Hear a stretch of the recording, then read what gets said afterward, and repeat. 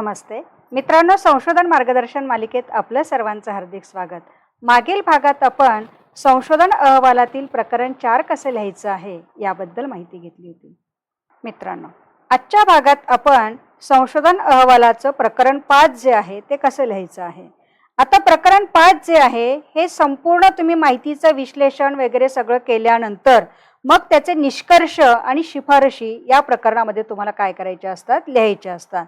मग आता इथे सुद्धा तुम्ही सारांश रूपी प्रकरण 1 पासून प्रकरण 4 पर्यंतचा थोडक्यात आढावा जो आहे तो काय करायचा असतो, तुम्हाला द्यायचा असतो।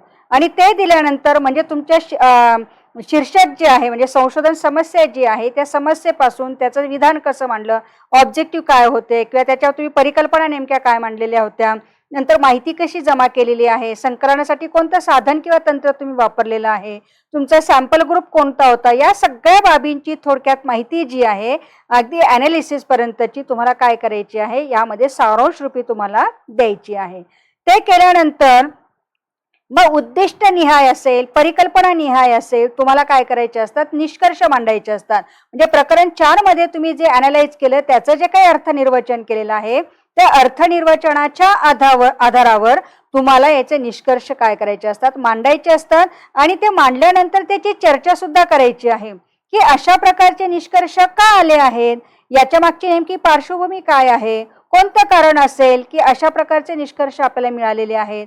तर एकूणच वास्तव गृहीत धरून आणि सद्य परिस्थिती नेमकी काय आहे यावर थोडक्यात सारासार विचार करायचा आहे आणि आलेल्या निष्कर्षांची थोडक्यात चर्चा करायची आहे। त्याची मांडणी तुम्हाला 5.2 मुद्दा जो आहे त्याच्यामध्ये मांडायचा आहे। त्याच्यानंतर तुम्हाला काही शिफारशी करायच्या आहेत। मग तुम्हाला एखाद्या संस्थेला शिफारशी करायच्या असतील, शासनाला काही शिफारशी करायच्या असतील किंवा विद्यार्थ्यांच्या अनुषंगाने काही शिफारशी तुम्हाला करायच्या असतील, शिक्षकांच्या अनुषंगाने असेल, समाजाच्या दृष्टिकोनातून असेल, पालकांच्या दृष्टिकोनातून असेल, म्हणजे तुम्ही जे हाती घेतलेलं संशोधन कार्य आहे त्याचे तुम्हाला जे काही फ्रुटफुल रिझल्ट मिळालेले आहेत, जे काही तुम्ही निष्कर्ष काढलेले आहेत, मग ते निष्कर्ष कोणाकोणाला लागू होतात आहे आणि त्या निष्कर्षाप्रमाणे जर कोणी काम केलं तर नेमका काय फायदा होणार आहे याबद्दल तुम्हाला काय करायचे असतात, शिफारशी या मांडायच्या असतात। आणि त्यानंतर या आधारावरच आणखी कोणत्या प्रकारचं संशोधन होणं गरजेचं आहे। आता तुम्ही जो एरिया निवडलेला आहे त्या एरियापैकी अजून असे कोणते एरियाज बाकी आहेत की त्याच्यावरही अशा प्रकारचं जर संशोधन झालं तर निश्चितच विद्यार्थ्यांना असेल, शिक्षकांना असेल किंवा एकूणच समाजाला आहे त्याचा फायदा नेमका काय होणार आहे। यामुळे त्या संशोधनाच्या ज्या काही दिशा आहेत तर एक 5-6 विषय तुम्ही काय करायचे आहेत, पुढील संशोधनासाठी तुम्ही द्यायचे आहेत।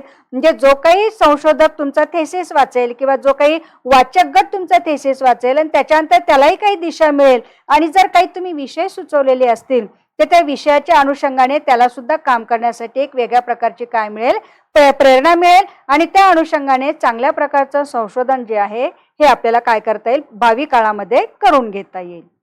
अशा रीतीने मित्रांनो, आता आपण प्रकरण 5 जे आहे की ते निष्कर्ष आणि शिफारशी हे कशा प्रकारे मांडायचे आहेत किंवा त्यामध्ये नेमक्या कोणत्या बाबींचा उल्लेख करणं गरजेचं आहे याबद्दल माहिती घेतली। पुढील भागात आपण संदर्भ विभाग यामध्ये तुम्हाला नेमका काय लिखाण करायचं आहे याबद्दल माहिती घेणार आहोत। तोपर्यंत मित्रांनो, धन्यवाद।